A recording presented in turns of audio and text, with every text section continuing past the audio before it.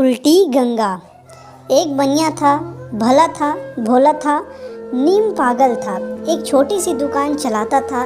दाल, मुरमुरे, रेवड़ी जैसी चीज़ें बेचता था और शाम तक दाल रोटी का जुगाड़ कर लेता था। एक रोज़ दुकान बंद कर देर रात वह अपने घर जा रहा था। तभी रास्ते में उसे कुछ चोर मिले। बनिए ने चोरों से पूछा, इस वक्त अंधेरे में आप लोग कहाँ जा रहे हैं? चोर बोले, भैया हम तो सौदागर हैं, हमें क्यों टोक रहे हो? आप हमें क्यों टोक रहे हो? बनिए ने कहा, लेकिन एक पहर रात बीतने के बाद आप कहाँ जा रहे हैं? चोर बोले, माल खरीदने। बनिए ने पूछा, माल नगद खरीदोगे या फिर उधार?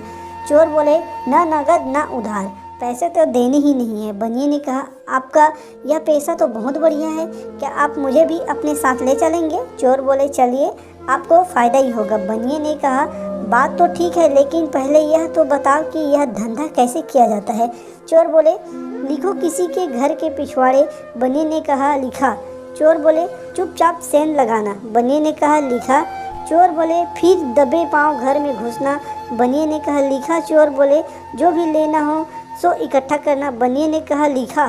चोर बोले, न तो मकान मालिक से पूछना और न उसे पैसे देना। बनिए ने कहा, लिखा। चोर बोले, जो भी माल मिले उसे लेकर घर लौट जाना है। बनिए ने सारी बातें कागज़ पर लिख ली और लिखा हुआ कागज़ जेब में डाल दिया। बाद में सब चोरी करने निकले।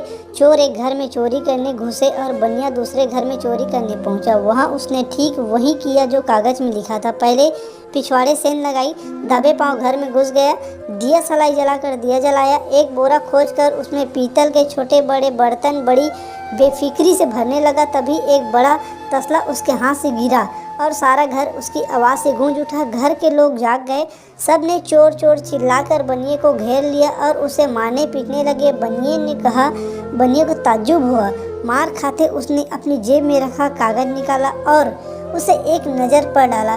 फिर तो वह जोश में आ गया। जब सब लोग उसकी मरम्मत कर रहे थे तब बनिया बोला, भैया यह तो लिखा पढ़ी से बिल्कुल उल्टा हो रहा है, यहाँ तो उल्टी गंगा बह रही है।